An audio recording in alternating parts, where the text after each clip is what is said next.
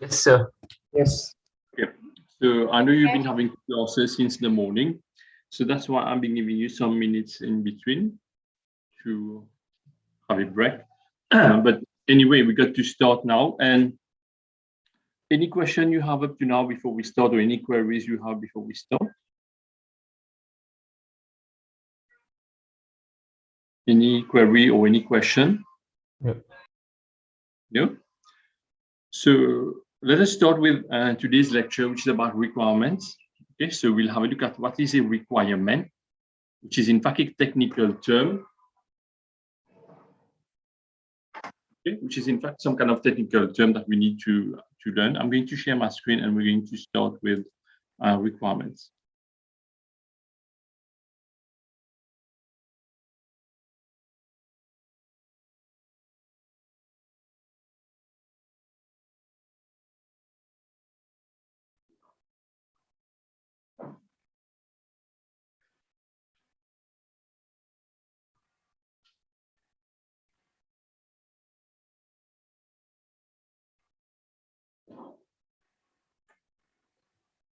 Okay, so we'll see today what is a software requirement. Okay, what is a software requirement? We'll have to see this today. And of course, in case you have any queries or any question, you please stop me and ask. Okay, and we can discuss. In case you have any doubts, you please ask. Okay, so we'll see today what is a software requirement, which is comes with a phase in the process which is called requirements engineering. And we'll try to learn all these concepts today. So as objectives, we'll have to introduce the concepts of requirements. Okay, so what is a requirement? This is something that we will need to understand. Okay, what is a requirement?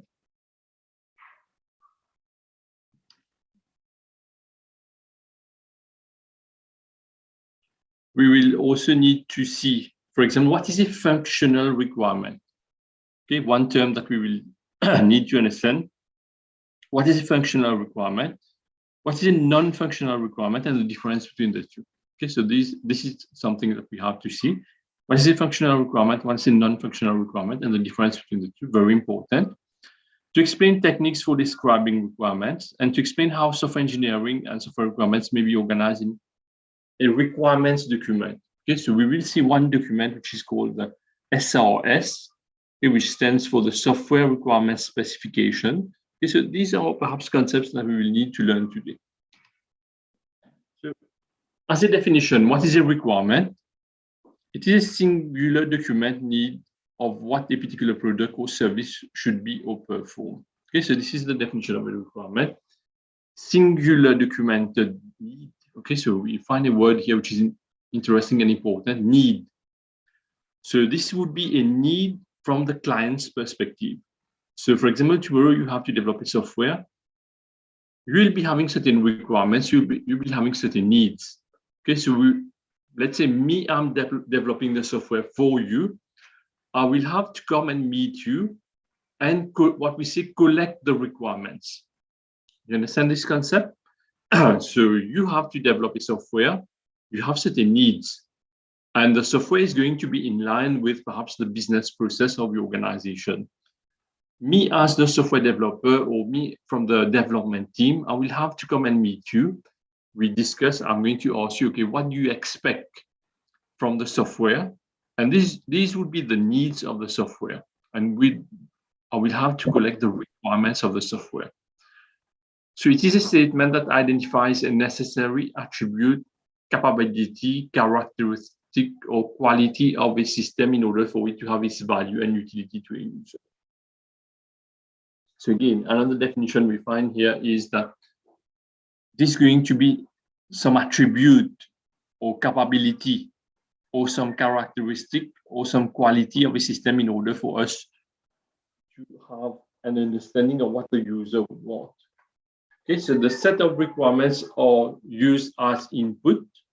Okay, so these requirements, so once I come and meet the client or I come and meet you, I need to collect the requirements. And where would I be using these requirements? So these requirements would be used in the design stages. Okay, so we've seen the waterfall model, if you recall. So we have a design phase where we will need to do some kind of blueprint of the system. So these requirements would be used in the design stage to help me better understand and design the product. It is going to be used in the verification process. So when I come and meet the client or I come and meet you, I collect a list of requirements.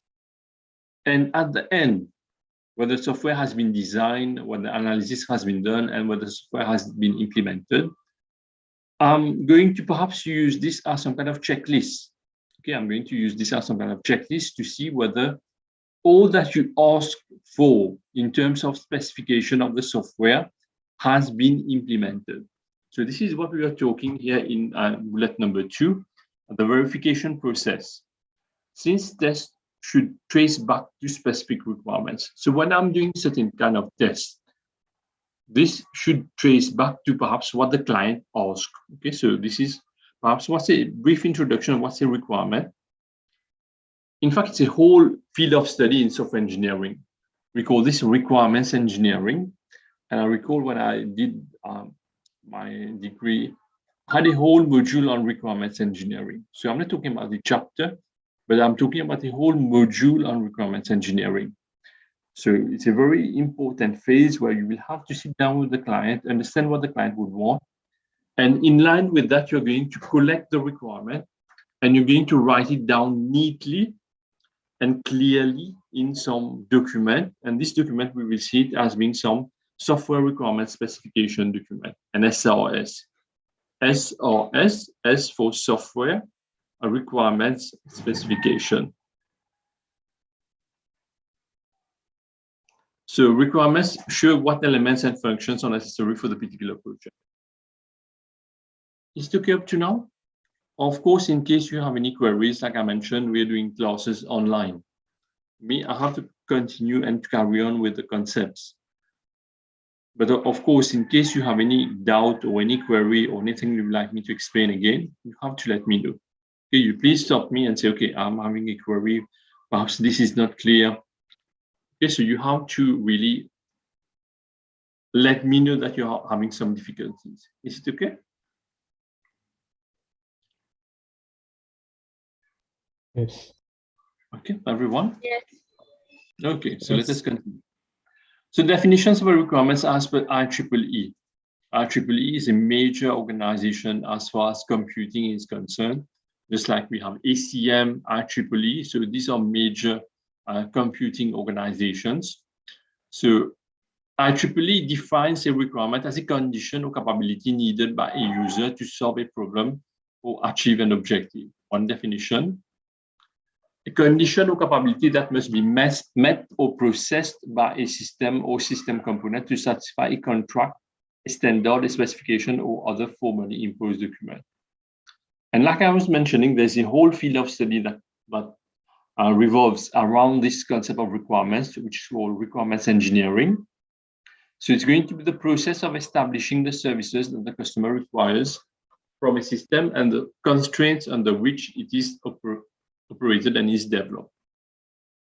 So even this concept of requirements that we are learning today, you will find that when you do your final year project, okay, or your dissertation, your final year project in year 3, you will have to develop a system.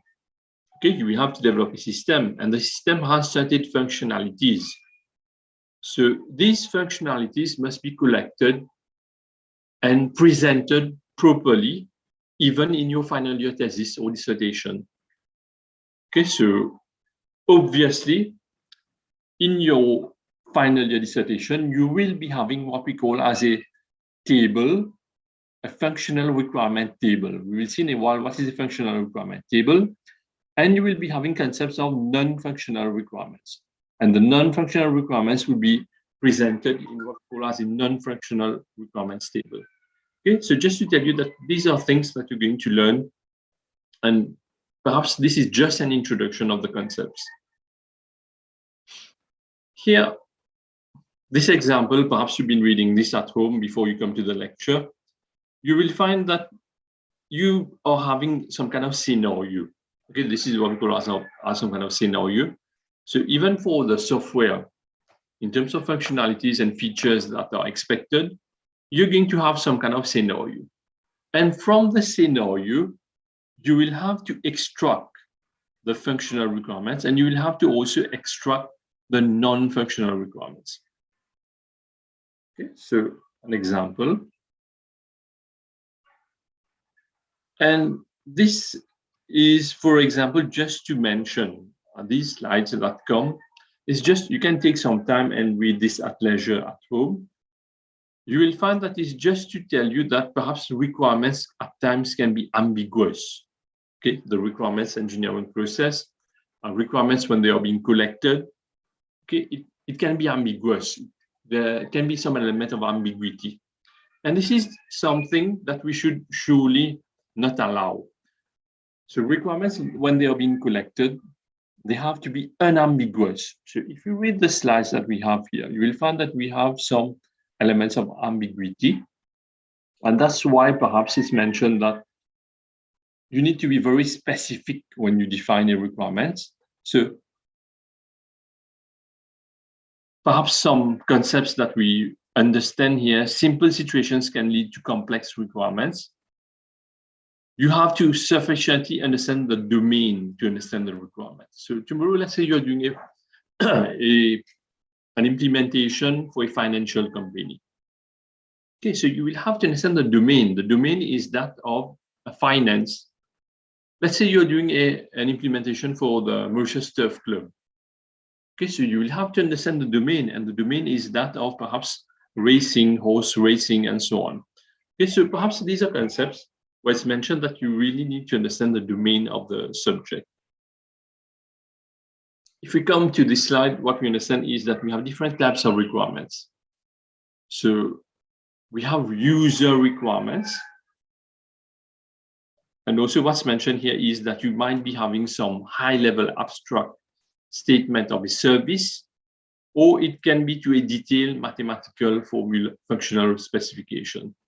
So just to tell you that we can have different levels of abstraction. This is what we call different levels of abstraction. And we can have user requirements. Okay, so these are statements in natural language. So perhaps one interesting word that we find here is natural language. And natural language, when we're talking about natural language, we are talking about what? In our case? English. English. So natural language is English. So here what we understand is that when we are going to formulate these requirements, we are not going to use some programming type of language, or we are going to use some mathematical equations and so on. So natural English language, diagrams of the service and its operation are written for customers. We can have system requirements. Okay, so a structured document setting out detailed descriptions of the systems, services, and constraints. So here we find that requirements can be specific to the user. We find that requirements here can be specific to the system. And here what we are seeing is the detailed description of the system services. And constraints. Constraints, we have seen this word before. Constraints would mean perhaps the limitations. Okay, so the limitations.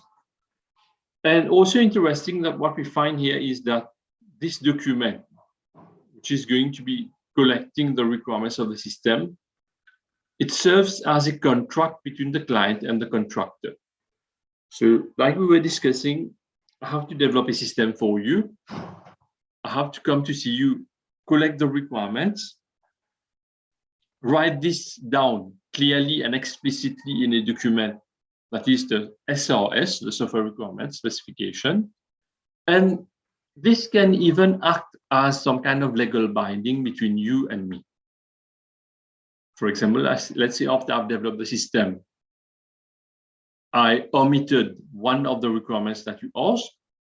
You have a copy of the SRS and you can come and say to me, okay, we agreed on this. I'm going to say, for example, how we identify these requirements. We need to put some identifier for these requirements. For example, FR1, capital letter F, capital letter R, and number 1. would mean functional requirement number 1. And you can go on like this, FR1, FR2, FR3, and any number you want. And you can come and say to me, okay, FR10, we have an issue here because you have not been developing this correctly, and it's not, this feature FR10 is not present in the system.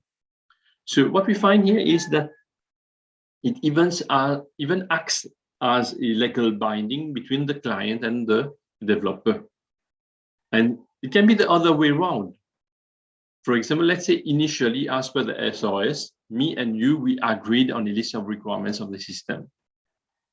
And after the software has been developed, you come and say to me, you know, you've not been implementing this part.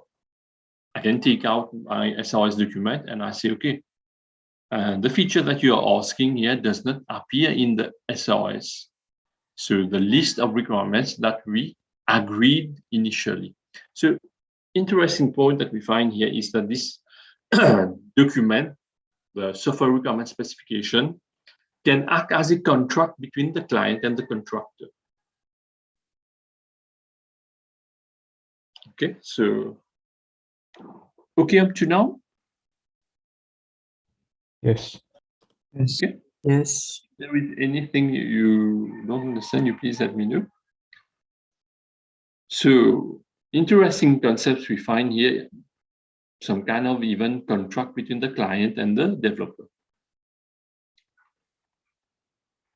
Let's have a look at some examples, because up to now we've been seeing this from a theoretical perspective.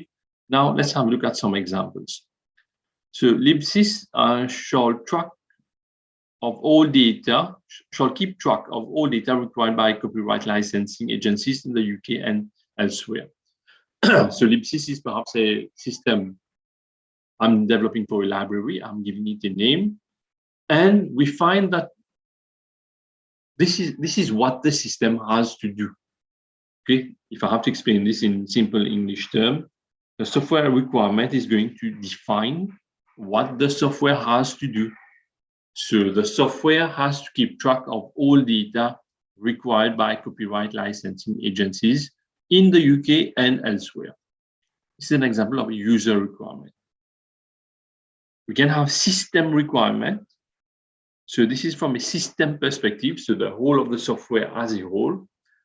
For example, on making a request for a document from libsys, the requester shall be presented with a form that records detail of the user and the request made. Okay, so we find here perhaps the requester needs to be presented with a form for the details to be filled in. libsys request forms shall be stored on the system for 5 years from the date of the system of the request. Okay, so perhaps here we find that okay, we need to keep these records for a maximum duration of 5 years. Okay, so another expectation of the software and another requirement of the software. So all libsys request forms must be indexed by the user by the name of the material requested and by the supplier of the request. Okay, another functional requirement. So like this, it is going to explicitly specify what the system shall do. Okay, shall, S-H-A-L-L, we will find in a while that it is something that is used when you will have to define the requirements. I'm sure you observed this. Even the first one, libsys shall keep track. The requester shall be presented. libsys request forms shall be stored. Okay, so for materials, loan details shall be sent monthly. So we find here that when we are defining the requirements, we have to stick to certain kind of convention and standard. And the standard specifies that we have to use the word shall. We will see in a while, for example. So user or system requirements should describe functional and non-functional requirements. Okay, now let us see the difference between a functional requirement and a non-functional requirement. So a functional requirement is a description of what a system must do. Okay, so by all means, the system has to do this. This is a functional requirement. So by all means, the system has to do this. this written down as statements of services that the software should provide, how the software should react to particular inputs, and how the software should behave in particular situations. Okay, so functional requirements, this is by all means what the system has to do. Okay, functional requirements. Now we have another category. Of course, we'll be seeing examples even during the lecture and during the tutorial. We'll be seeing certain examples, for example, the difference between a functional and a non-functional requirement.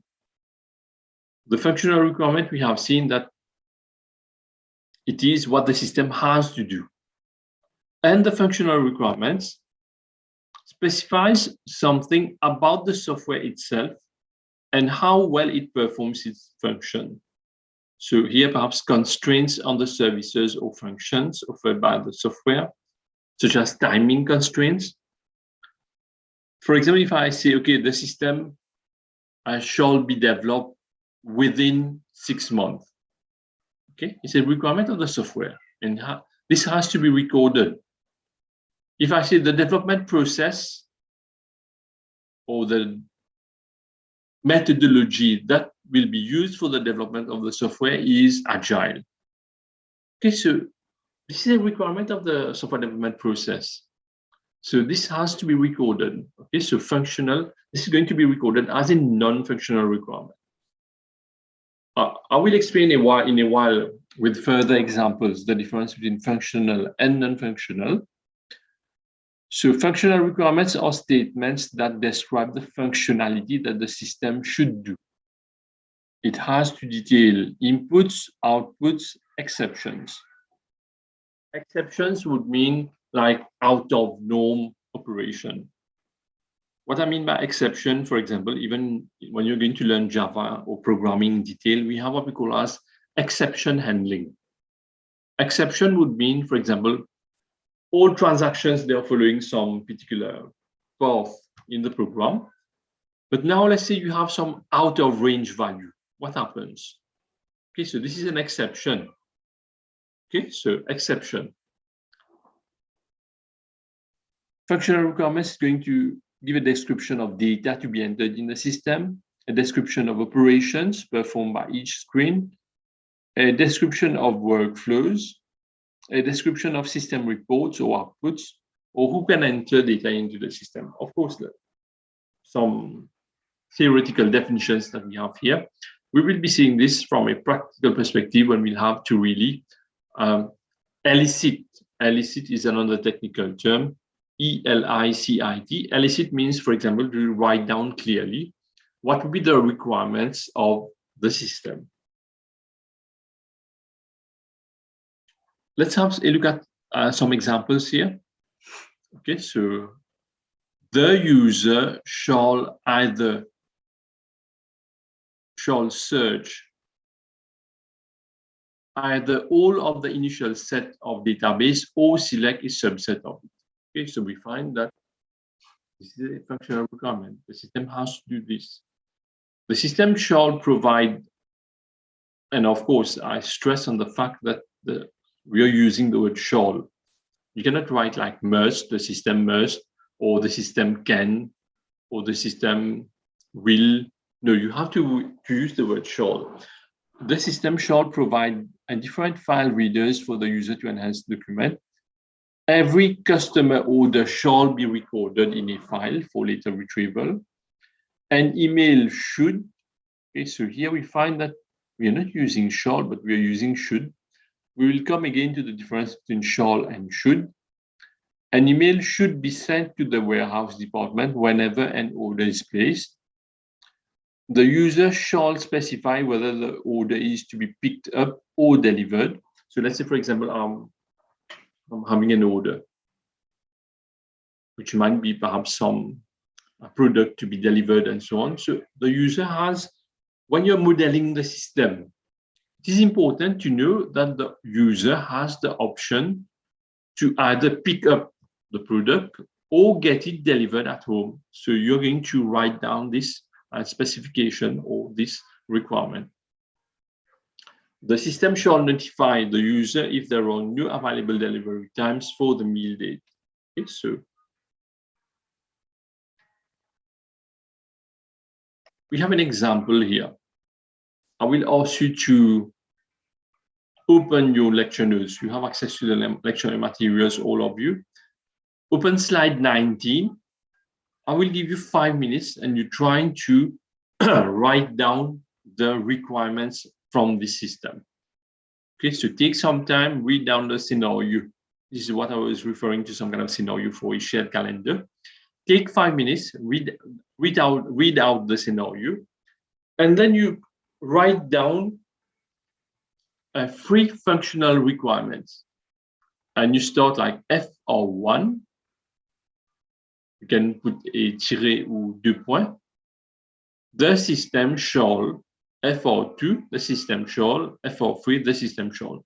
Okay, so take 5 minutes and write down. It's important that we really develop this skill of writing down the requirements, because you will find that all scenarios, they are different. All scenarios in software development is different. What's important is that you have the ability to read out a scenario, and out of this, you kind of extract the features and functionalities of the system that you're going to represent as requirements. So can we do this for 5 minutes? Slide 19, everyone? Yes. Okay, so take 5 minutes. It's 14:41. At 14:46, we correct. And I will ask you to mention your functional requirements, and we will see whether it's correct or not correct. Okay, so 5 minutes. Slide 19.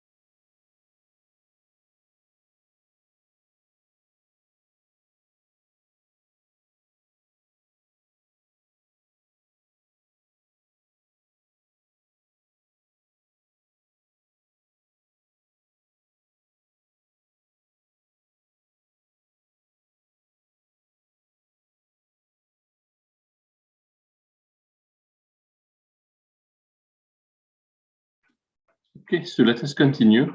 Can we have someone to answer this? Randomly, I'm going to pick someone here. Bhavish?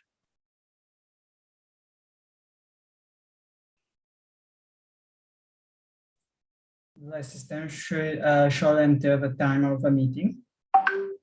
The system shall enter the time of the meeting. Very good. Let's have another one to answer another requirement.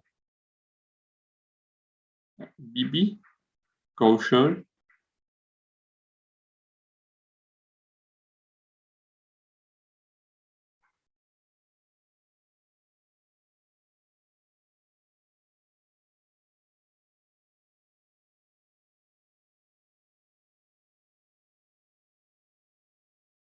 Okay, let's have another one.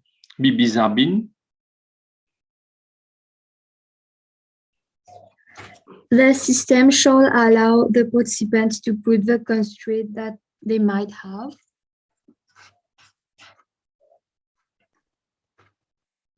Repeat the sentence again, and I will tell you why it's not correct. Okay. The system shall allow the participants to put the constraint that they might have. The system shall allow the users to put the constraints. The constraints and then? That the participant might have. Okay, the system shall allow the users to put the constraints that they might have. For example, why is this not correct according to anyone who can mention, for example, why this is not correct? It's good that we are learning. Yes? Maybe because it's the participant who has to input their constraint, like why they can't enter the meeting. As a system shall send them an email that they are setting a meeting and they have to confirm it, and if they won't be available, they will say they are not available, they will say no.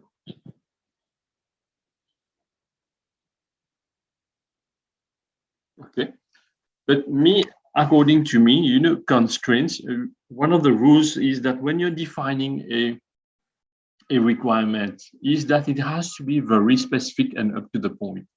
Okay, it's good. We are just kind of discussing, having some kind of brainstorming, and we are trying to learn together.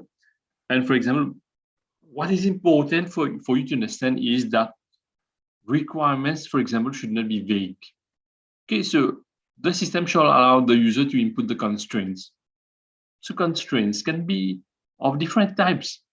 Some constraint might be, for example, the person is not free on a particular day. The constraint might be, for example, the length of the meeting. You can have any other type of constraints. For example, one constraint might be that the user cannot attend face-to-face or has to be present online.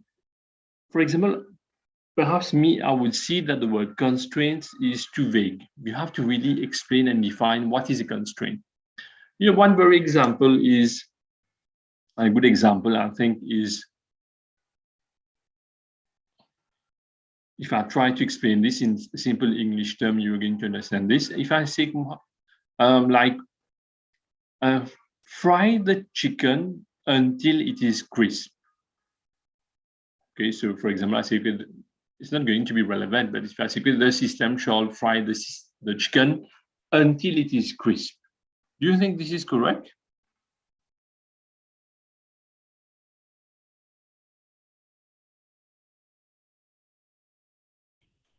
No, Why isn't that correct?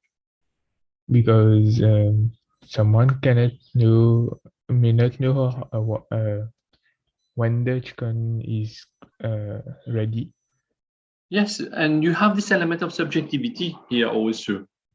For example, if I say, okay, crisp, this is something that is subjective, relative. What might be crisp to you might not be crisp to me. Or like our friend is mentioning, someone might not know when the chicken is crisp. So how are you going to verify this? Okay, so we have here this element of vagueness, this element of perhaps uncertainty, which is not correct. And you have to really avoid this when you're defining the requirements. But now if I say, fry the chicken for 5 minutes at a temperature of 180 degrees, do you think this is more appropriate? Yes. Okay, so here perhaps this is more appropriate. You are avoiding this element of vagueness and uncertainty and ambiguity or subjectivity. You're kind of removing this. Okay, so you have to be careful For example, if you define, okay, shall allow the participants to input the constraints, and you stop here, I'm not saying it's not good. It is good, but you have to continue. Okay, you have to continue. What constraints? Okay, so you have to specify constraints, and then what are the constraints? Okay, so perhaps here an interesting concept that we learn here is that the requirements, you should avoid this element of it being vague. Okay, so perhaps what we learn here. Let's have another one to continue. Deepshika. Yes. The system should allow the user to enter name of participants. Okay, the system shall allow the user allow the participant to enter the name of participants, correct? Okay, so like this, we have a number of requirements of the system. So first rule we've seen, you use its standard, a template, the system shall. Now you try to, as far as possible, eliminate this element of uncertainty or vagueness or it being not clear. And you try to formulate the requirement as specific as possible. Okay, so the second rule we've been learning. And also a third rule that I'm going to tell you is you have to avoid combining requirements. For example, the instance you find the system shall allow the user to choose the time and to put and to do something else. So when you find the word and, okay, you know that perhaps the requirement is not correct. So requirements should not be combined. You have, and I think perhaps the most obvious way is to identify the word and in the requirement. So when you find the word and in the requirement, you have to be particularly careful. I'm not saying that all the time it has to be split, but as far as possible, you should try to avoid combining these requirements together. And you ensure that they are atomic. You understand what's an atomic? Atomic means what? Single. Atomic means? Only one. Only one. Atomic comes from which word? Atom. Atom, which would mean that perhaps this requirement, like just like an atom cannot be perhaps split. Okay, we're not going to be able to split an atom. So similarly, you will not be able to further split this requirement. So we come to one concept, which is that of atomicity. Okay, so like this, you might be having a number of answers for this. Okay, but what is important is that you understand that when you're formulating the requirements, you have to stick to certain guidelines. First one, I think, is a good practice that you put an identifier to it. For example, FR1, the system shall. Now, you try as far as possible to eliminate this notion of ambiguity or this element of vagueness. You try to eliminate this. You try to be as specific as possible. Second rule. And I would say that the third rule is you avoid having combined requirements. Okay, so you don't combine the requirements together. Okay, so past three rules that we are learning here.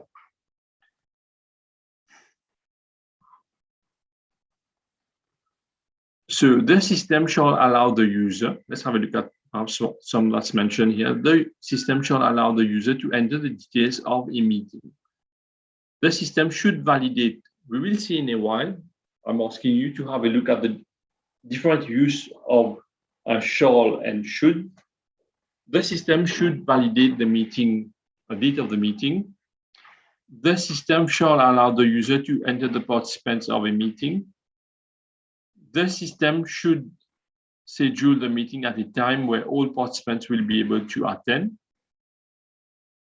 The system should check each individual calendars to determine common free slots.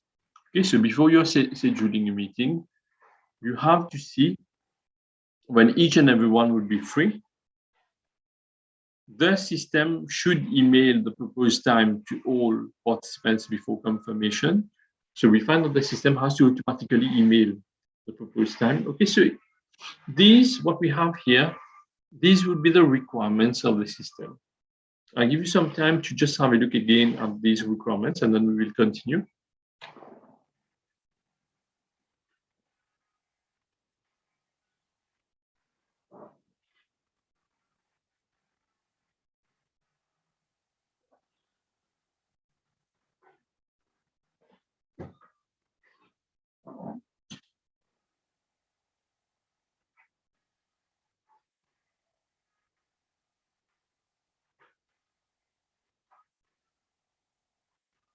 It's okay up to now. Any question you have? Yep. Any question? Anything that's not clear and you would like me to explain?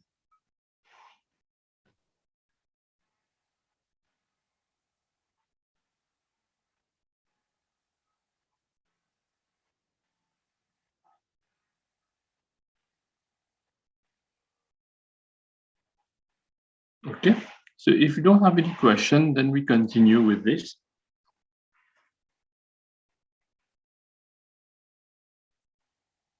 I'm not going to work out all three. Okay, I'm not going to work out all three. You can work out at home 1 and 2. Let's take 5 minutes to work out the third example. So I'm going to ask you write down 5 functional requirements for a university student information system. Okay, so 5 minutes. It's 15:02. Okay, so 15:07. We correct this. Okay, so 15:07 for the student information system. Okay, so 5 minutes for you to think about what would be 5 functional requirements for a student information system at the university. Okay, 5 minutes and then we correct. I'm going to ask you to answer this.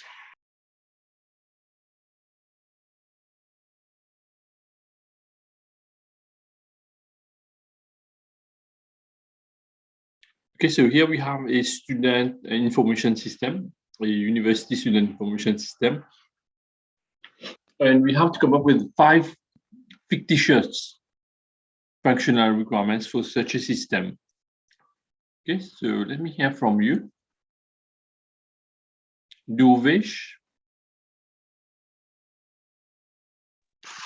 The system shall record the attendance of the student. Yes, good, very good. So clear, specific, unambiguous, no combined requirement also. You know why we mentioned that the system should not be combined? The system requirement or the functional requirement should not be combined. I'll give you an example. If I say, the system shall record the attendance of student and then inform the lecturers who are those students who are not present. Let's say you define a requirement like this. The system records the attendance of all students and then inform or sends a mail to the lecturer informing who are those students who have been absent. You know, when you're implementing the functionality, let's say you have been able to, you define this requirement like FR1, you have been able to implement the part where the system is recording the attendance, but you have not been able to implement the part where the system is automatically sending an email to the lecturer. And tomorrow you have to comment and to report on the status of FR1. What are you going to say? Is it complete? Is it not complete? So that's why you have to split it. You should be saying like FR1, the system shall record the attendance of a student. FR2, the system shall send an email to the lecturer informing him who are those students who have been absent for a specific module or for a specific time slot. Okay, so like this, you always split. Yes, very good. Let's have another one to answer.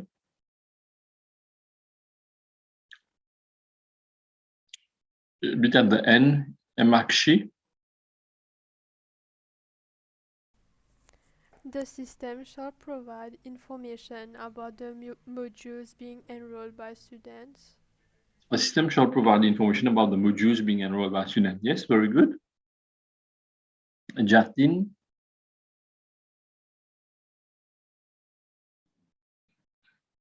The system shall check the student individual program requirement. The system shall check the student individual program requirement. Yes, good. Okay, so we were asking for how much? 5. Okay, we got 3 now. Magu.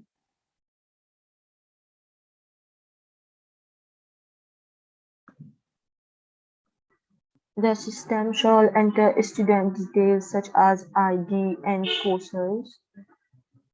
The system shall input user details and student details such as ID and courses. Okay. Last one, Nidhi.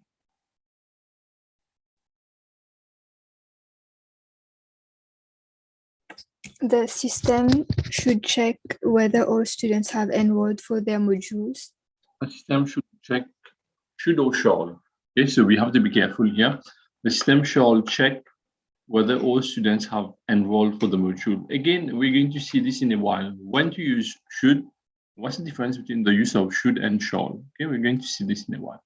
Okay, so like this, I think we've been having such a question for all exams where you're given a scenario, and from this you have to elicit and correctly write down the functional requirements of such a system. So I think you understand this concept.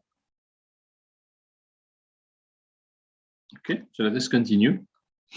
Now, if we move to this non-functional requirements, okay, if we move to this aspect of non-functional requirements, let's have some examples of non-functional requirements.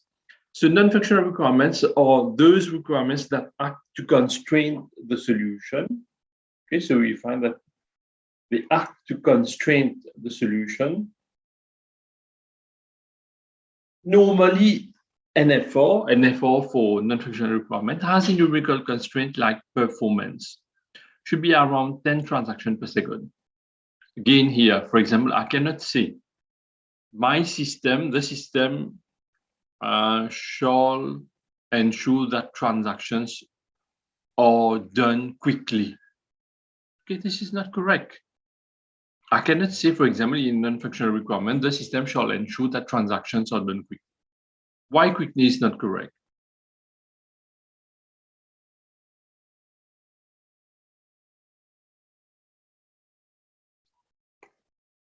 If tomorrow I write a requirement like this, a non-functional requirement like this,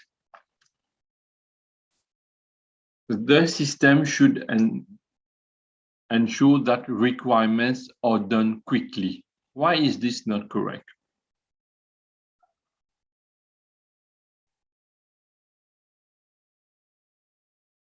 Anyone?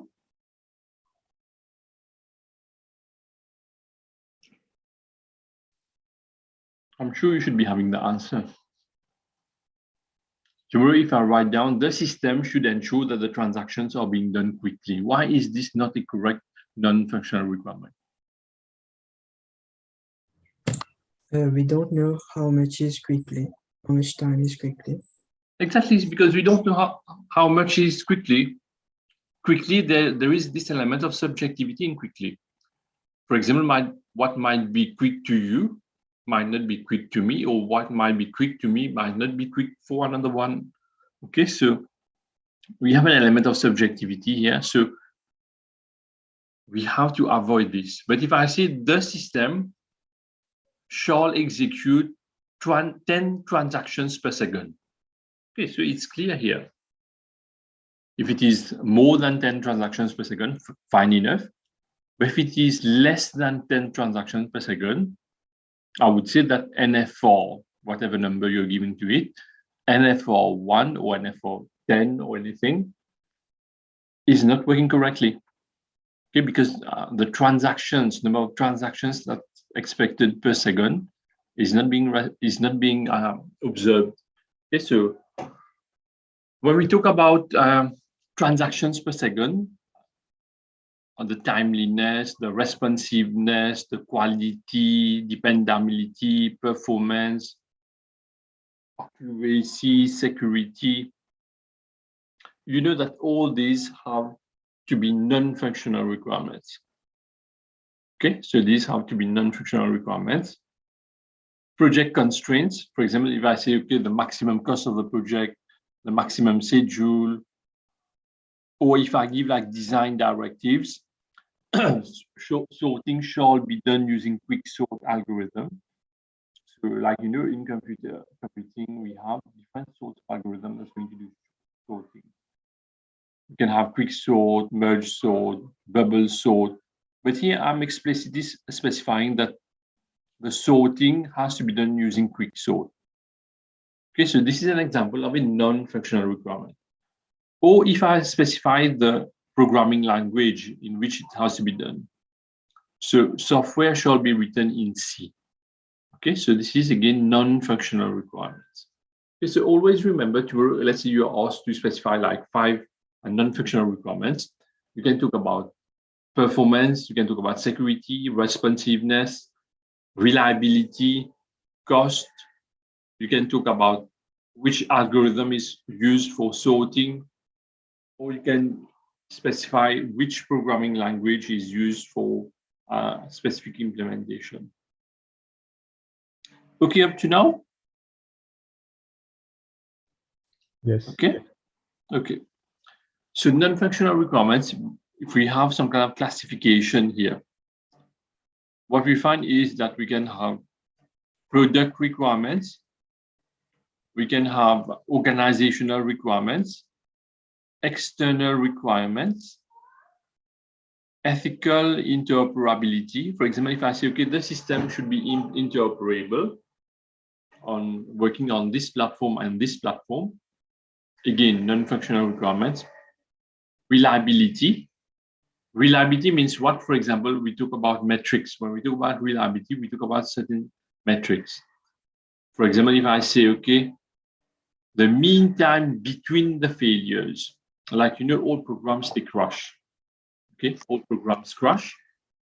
But if the time you have between successive crashes is small, then we say that the program is not reliable. So that's why we talk about the time, the mean time between failures. Okay, MTBF, mean time between failures. If this value is high, then we would say that the reliability of the system is high. Okay, so like this, I cannot just say the system should be reliable, because again, here we have this element of subjectivity in reliability. Okay, what might be reliable to you is not going to be reliable to me. So that's why even when you're specifying like reliability, you have to make use of certain well-defined metrics. Okay, well-defined metrics, like we have MTBF, mean time between failures, mean time to repair. You can read a bit more on this. Perhaps you might be doing this later on. Mean time to repair. Okay, so these would be metrics. Metrics, they are like measurements that are used to characterize this reliability factor. Okay, so like this, we can talk about some NF4 classification. I'll give you some time to have a look at this.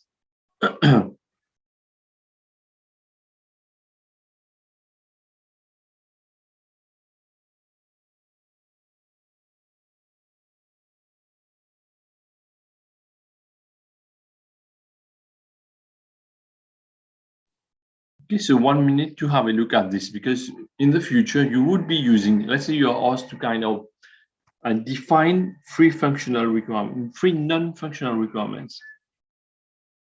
We can have elements of speed, size, ease of use, reliability, robustness, portability. Try to remember this, these properties. And here, what we have on the right would be the metrics that we can use, the measurements. Okay, I'll give you 1 minute to try to recall this.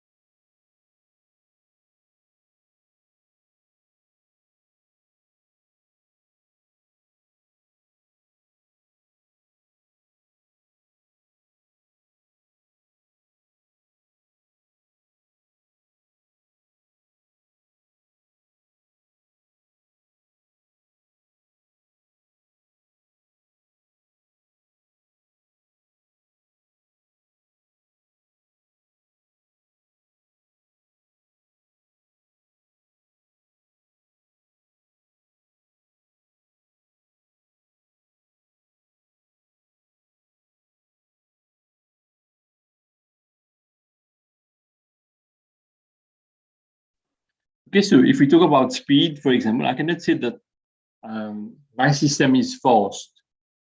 So I will have to specify certain metrics that's going to determine whether the system is fast. For example, processed transactions per second, user response time, screen refresh time. So this is going to denote perhaps the speed of the system, the size of the program.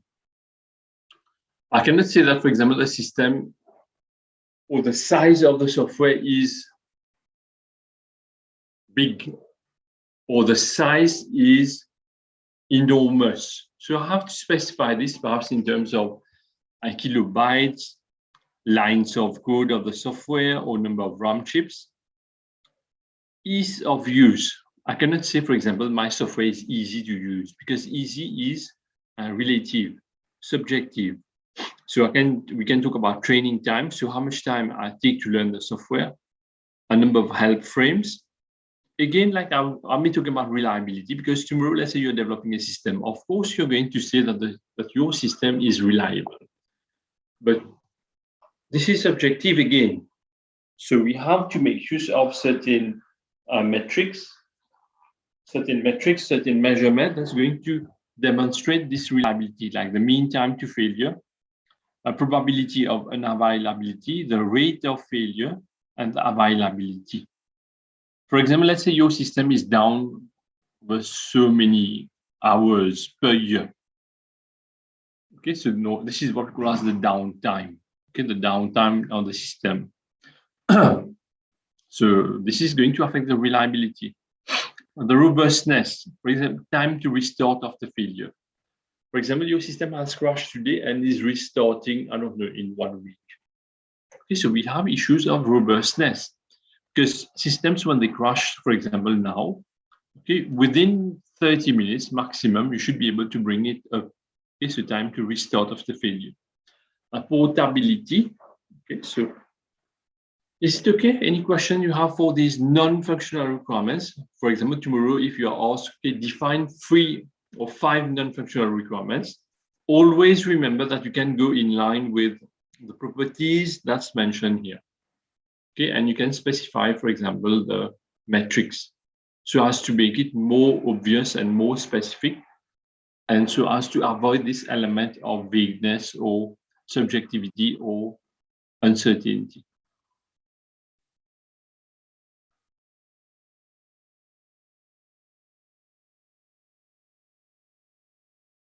Any question you have up to now? Yep. Okay, so let us continue. So non-functional requirement, we can talk about design constraints. Okay, so for example, you can specify the software must run using a certain database system or must fit into the memory of a 1 GB machine. We can talk about performance.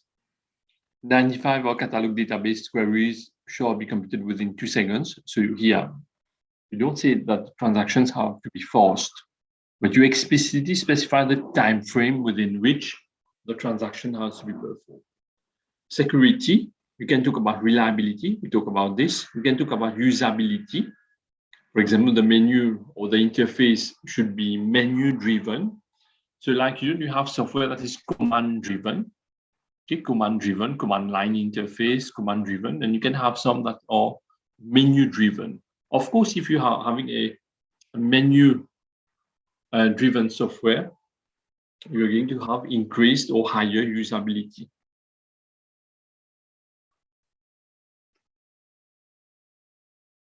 You can have non-functional requirements from a design directive perspective. For example, we talk about this, explicitly specifying that the sorting has to be done using quicksort. This would be a non-functional requirement. The software shall be written in Java. Again, another example of a non-functional requirement, such that it is portable onto different operating system platforms. Okay, so when you write a system in Java,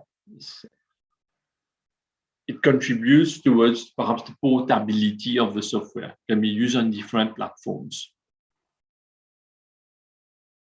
For example, non-functional requirements, I can specify the system should determine the common free slots of participants for a meeting in less than 1 minute. Okay, so here, for the scenario that we saw for the shared calendar, I'm explicitly specifying that the time that it should take to identify the free slots should be less than 1 minute. Or I can specify the complexity of our algorithm should be less than n squared. Or it should be compatible with Google Calendar. Okay, so these would be non-functional requirements. I give you 5 minutes, write down 5 non-functional user requirements for the university student information system. So up to now, we've been seeing the 5 functional requirements for this student information system. I'll give you 5 minutes, write down 5 non-functional requirements. Okay, in 5 minutes, we correct.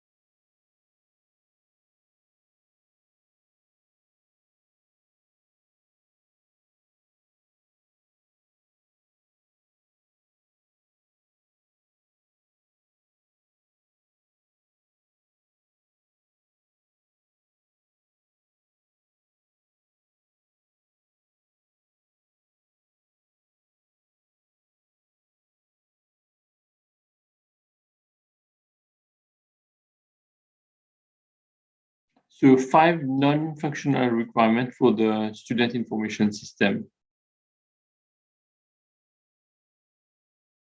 Okay. Roinesh. Quality of information, of performance. You have to write the non-functional requirements like we've seen using the correct standard. So the system shall, and then?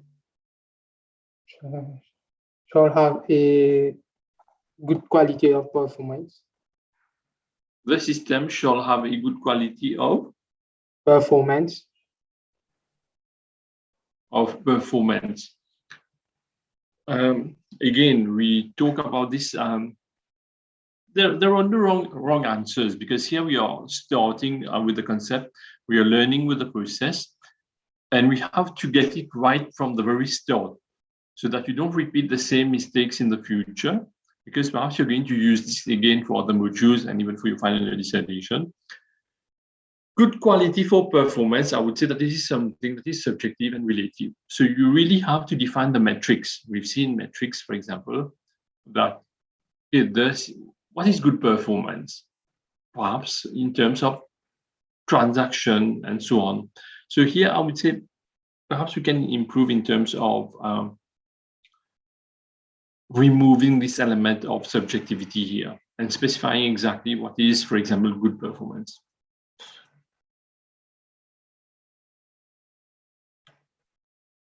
Ushita?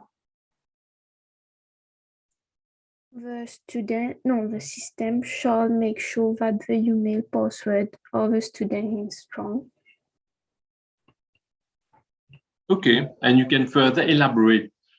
Since you're talking of strong is going to be something that's relative or subjective. You can specify the system shall ensure that the email password is secured by making use of a combination of uppercase, lowercase, and special characters for the password. So here it's perhaps more explicit and well-defined. Sandy?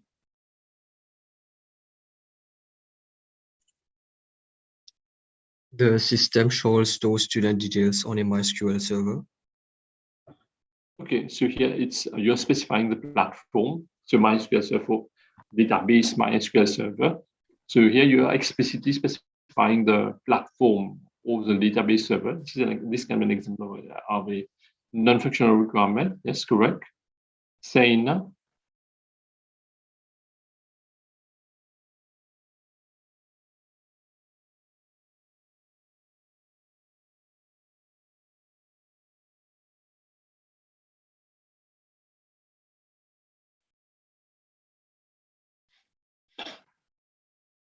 Saina, yes. And the one, Tavish. So she answered the question in the chat. Sorry? She answered the question in the chat.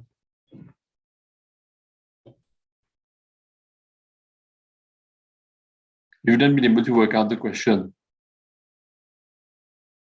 Tavish, is it correct what I understood? No, he's saying that Sena written the answer in the chat rather than saying it. Okay. Okay. I've not. I think there was my internet connection is unstable or yours is unstable. I've not been able to really understand and hear you.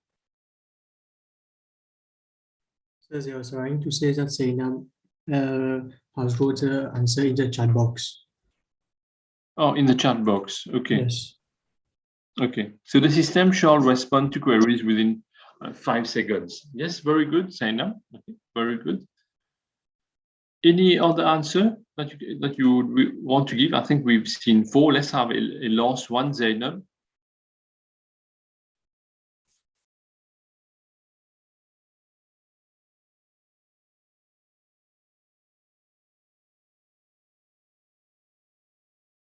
One last non-functional requirement that you can think of.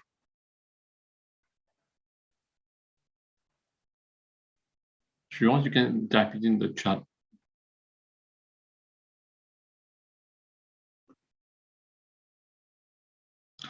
The system shall allow unauthorized users to get access to the platform. Yes, there's an element of security here. You can write it as such. Okay, so like this, but again, I think it's very easy. Okay, it's very easy. If you can refer to this table, try to think about properties of speed, properties of size, ease of use, reliability, robustness, or portability. Or you can think of, like we've seen, certain explicit requirements in terms of the algorithm to be used. Quick sort, you can specify it has to be done using quick sort. You can specify the platform that's used for the development, like Java. Someone mentioned the database. Okay, so all this is going to be correct non-functional requirements. Okay, I give you 1 minute to have a look at this characteristic of good requirements.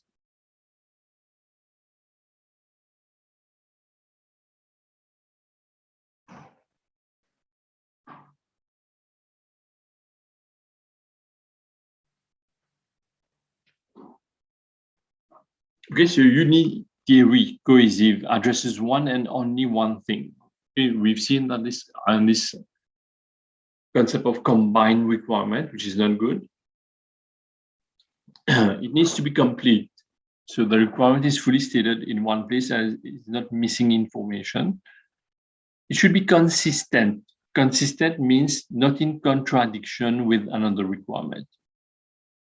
Okay, so we saw atomic and non-conjugated.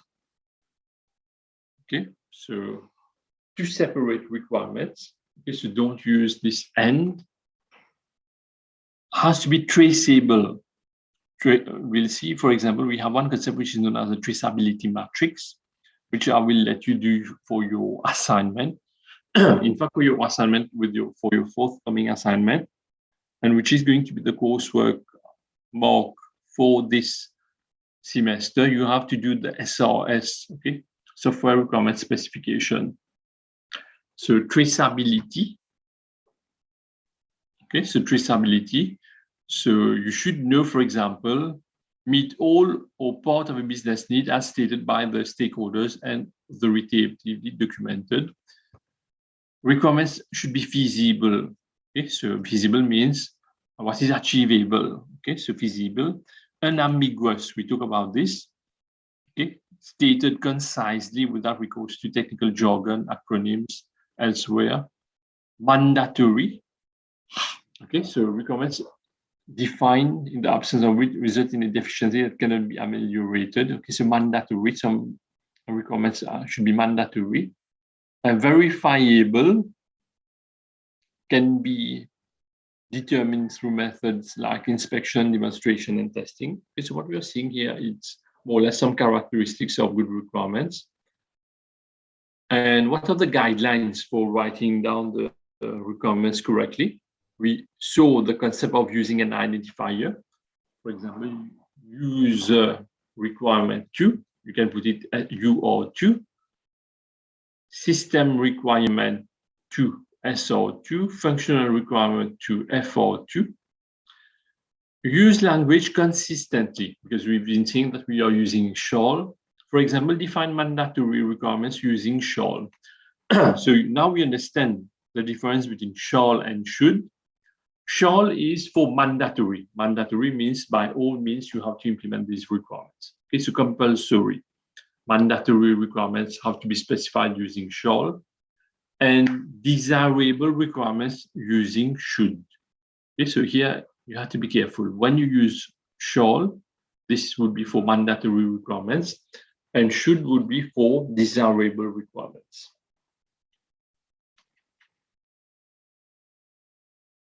And reduce ambiguity.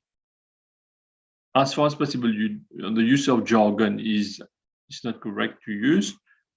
Avoid element of vagueness or ambiguity. We saw this: easy, simple, rapid, efficient, superior, acceptable. Okay, there is a high element of subjectivity here. So avoid comparative words such as improve, maximize, minimize, optimize. Quantify the degree of improvement. This is important. We talk about, let's say, for example, a 45% increase in the speed. Okay, so this is quantifiable. Just like if I talk about frying the chicken for 5 minutes over at a temperature of 180 degrees. Okay, all these is quantifiable. Okay, quantifiable. Ambiguities, platitudes. For example, system should be user-friendly. It is subjective. System should be reliable. Again, subjective. But if you specify like the mean time between the failure or the time to repair or the availability, this can further help to elicit the reliability of the system.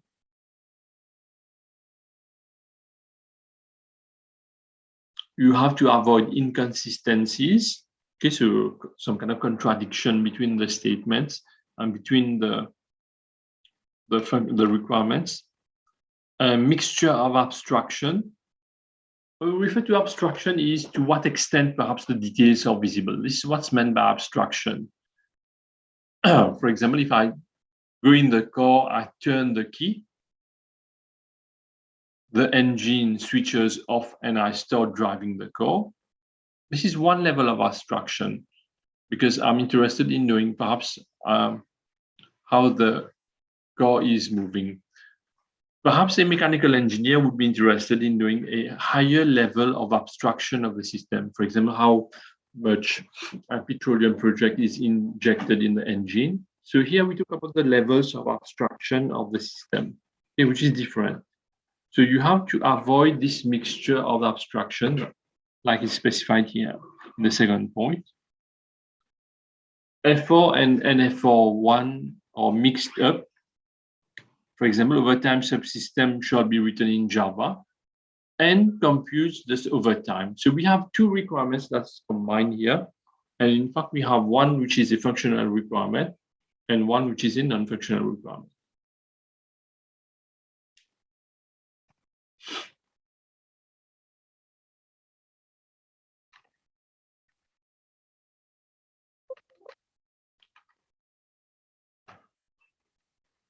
let's go through this and we try to see, for example, what are the deficiencies.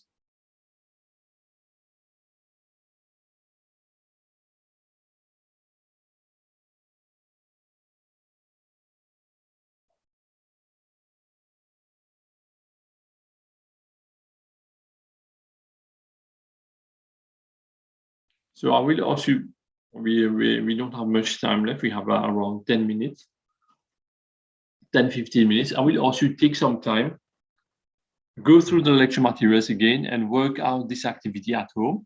Okay, try to see this activity at home, take your time, try to identify, for example, what's not correct here. Okay, try to write down what is not correct. So take some time, write down what is not correct at home here. Okay, so this is an activity that you have to do at home. Problems with natural language. Okay, problems with natural language. We saw this element of ambiguity, a lack of clarity, because natural language, we're talking about English and so on. I think we talk about this element of ambiguity. For example, if I can write down something here, if I write down, I think I'm using this example before.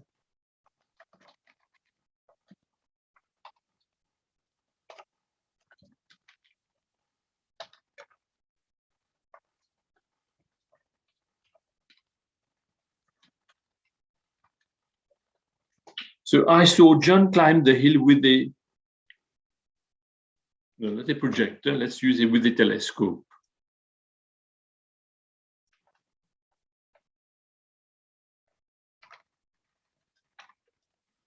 Okay, I saw John climb the hill with a telescope. So how do you interpret this? It's a language, it is sentence in natural language. We've seen what's natural language. This is perhaps English. So how would you interpret this sentence? I saw John climb the hill with a telescope. Do you think we can have two interpretations of this sentence? Or do you think different persons can interpret this sentence differently? Anyone who want to get it right? Yes, please go ahead. We can say that we saw John climbing the hill with a projector in his hand, or we can also say that John used a projector to climb the hill.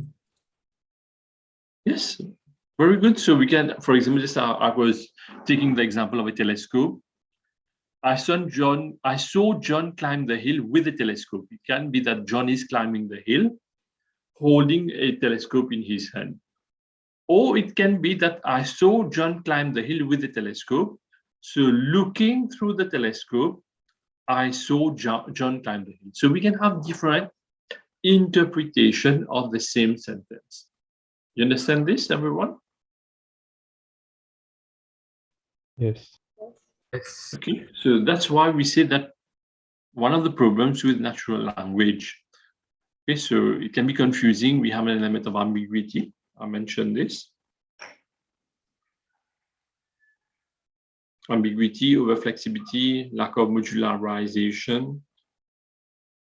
This, I think, is clear.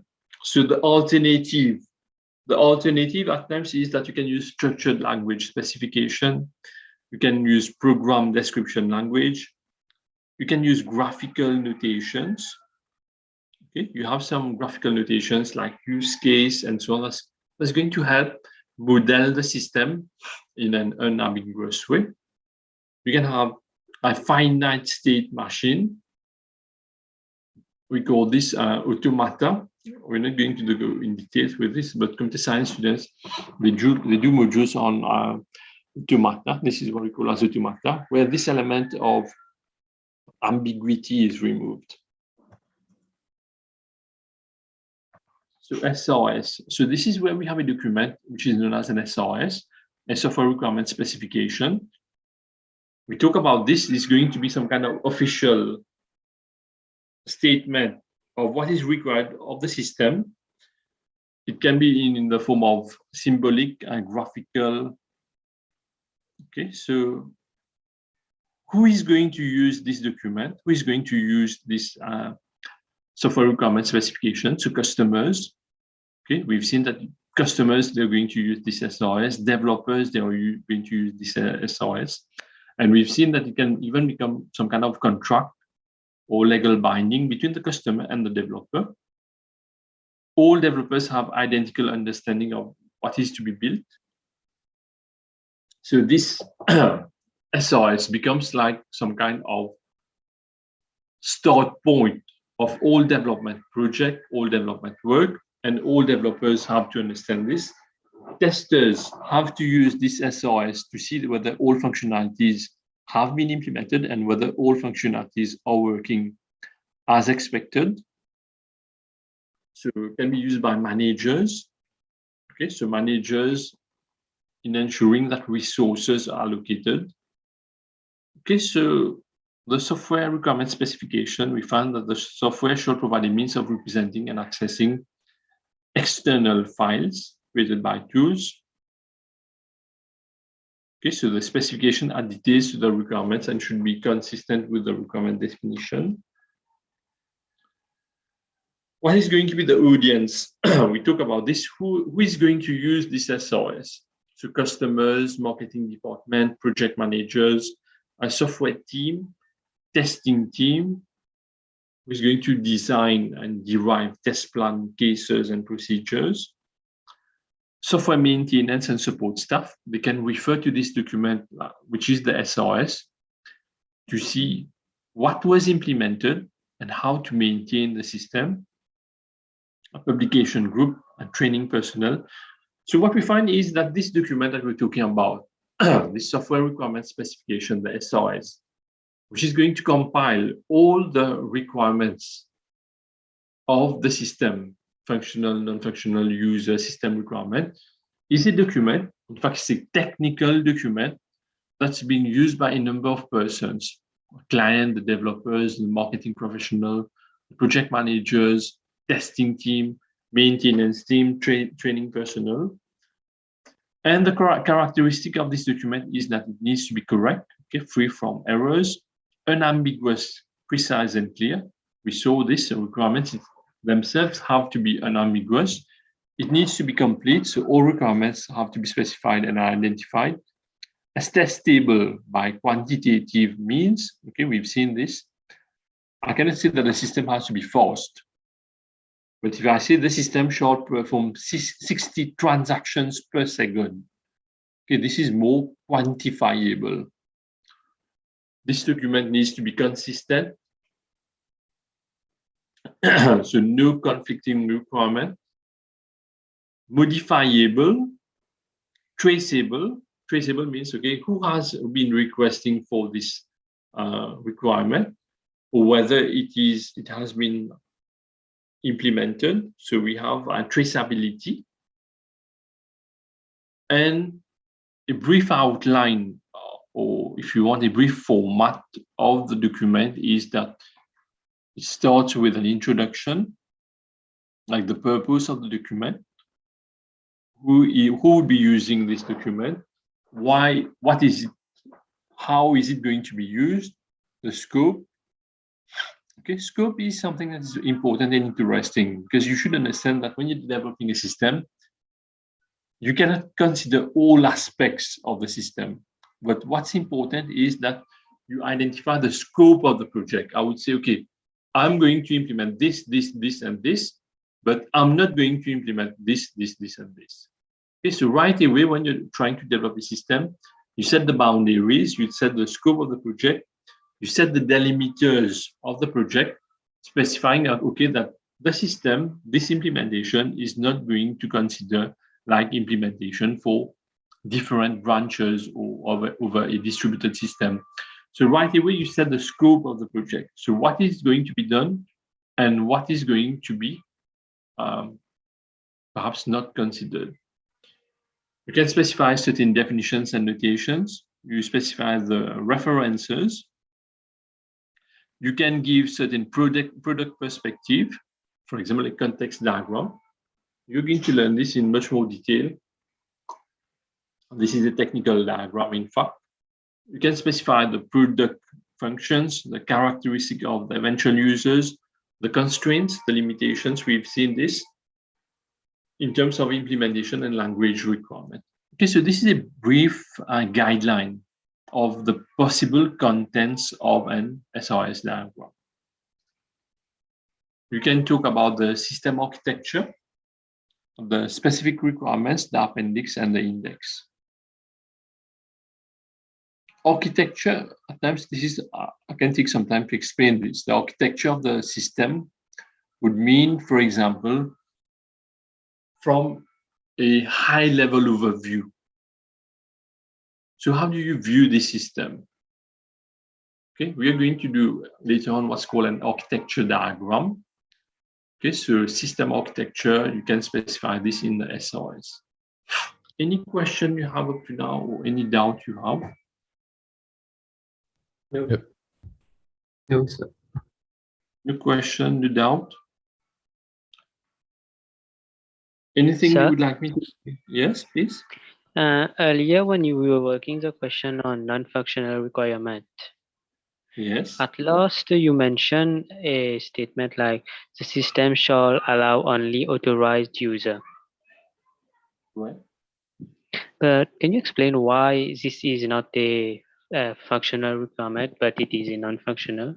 Because authorized user, I think it should be one of the main function of the program, because a non-authorized user should not be able to have access to the system.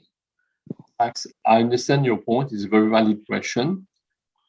You know, at times, the demarcation between a functional and a non-functional requirement is a bit, there's a very thin line between the functional requirement and the non-functional requirement. If I have to explain this, I would say that a non-functional requirement that is very, very important has to be shifted to a functional requirement. Okay, for example, here our friend is mentioning a good point. In case the system, you feel that authorized users to access the system is something that is perhaps very, very important, though we are talking about security, which falls under the aspect of non-functional requirement. If ever you feel that this is something that is mandatory, like we've seen, this is something that is mandatory, then you need to shift this to the functional requirement. This is going to depend on the system. Okay? This is going to depend on the system. We don't have enough details about whether this is a very critical system. We don't have details whether this is a very important characteristic. But if ever you feel that which makes sense anyway, the system has to be accessed by authorized users only. If ever you feel that, okay, this is a very important condition for the system to operate correctly, then you shift this to the functional requirement. It can be, I can take other examples. For example, though we are talking about a system having to execute like 60 transactions per second, we are classifying this under non-functional requirement. But if you find that, okay, this is mandatory for the system to operate correctly, you have to shift this to the functional requirement. But of course, this is going to depend upon the information that we have for the system. But I think it's a very good question by our friend here. At times, if I have to summarize, non-functional requirements that are mandatory for the system to operate correctly have to be shifted to the functional requirement section. Is it okay? Yes, sir. Okay, so you're right. At times, for example, if you feel that this access by unauthorized users is something that is mandatory for the software to work correctly, you can shift this to the functional requirement section. Any other question?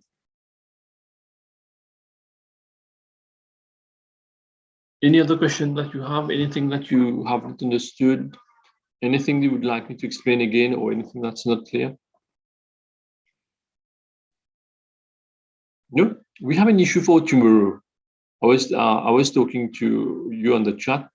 Tomorrow, 11, I will be taken up in a meeting. I understand that you're going to finish your class at 4 p.m., which is going to be a bit late. I have another lecture from 12:30, from 12 to 3 p.m. So we have one option. Is it okay if we have the tutorial session from at 8 a.m., 8 to 9 in the morning?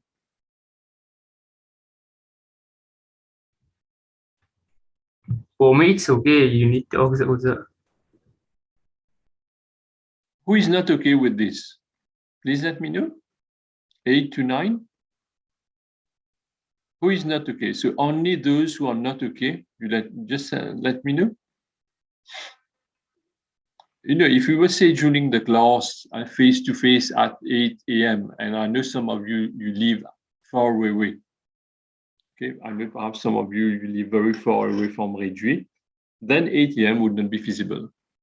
But I think 8 a.m. tomorrow, you just have to get from your bed, and I don't know, you can even take your laptop to your bed and you follow from there. 8 a.m. would be okay for everyone? Yes. Yes. Okay. So we're going to meet tomorrow 8 a.m. to 9 a.m. for everyone. You have a tutorial to work. You please work it out tonight. Tomorrow 8 a.m. we correct it. And then you'll be free until your next class. Okay, I will send you a link a few minutes before, but tomorrow we start 8 a.m. to 9 a.m. Okay, everyone? If anyone has any commitment who is going to be taken up, or if he or she feels it's not correct, please let me know. Okay, so I think it's okay for everyone, eh? Yes. Okay, so we meet tomorrow at 8 a.m. You have the tutorial. You've seen the tutorial. Okay, you've seen the tutorial here.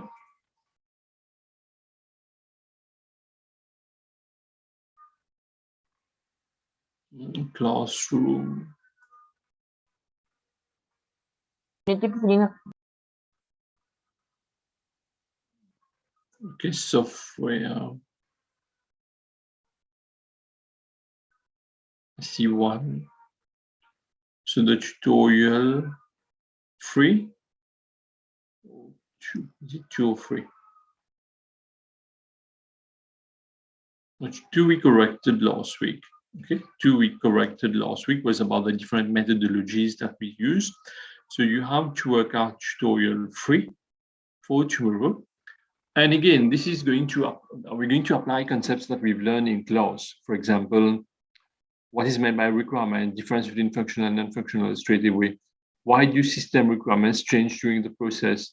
Stakeholders when eliciting, I mentioned this, is kind of formulating the requirements. Stakeholders, then you're given a scenario. Okay, this is what I talk about, the scenario. And from this, you identify 2 functional and 2 non-functional requirements. Okay, for everyone, so tomorrow 8 a.m. we correct these 5 simple questions, and then you can have your time free. Everyone, we meet 8 a.m. till 9 p.m. 9 p.m.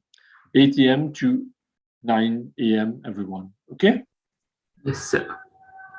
Okay, so we stop here for today. I'm going to meet you tomorrow. I'm going to send you the link again a few minutes before. And I'm also going to send you an email just in case someone has been absent. Okay, he's going to know that we're meeting tomorrow at 8 a.m. Okay, so take care, enjoy your evening. We meet tomorrow. Okay, bye. Goodbye, sir. Bye. Bye, sir. Bye, bye. Bye, sir.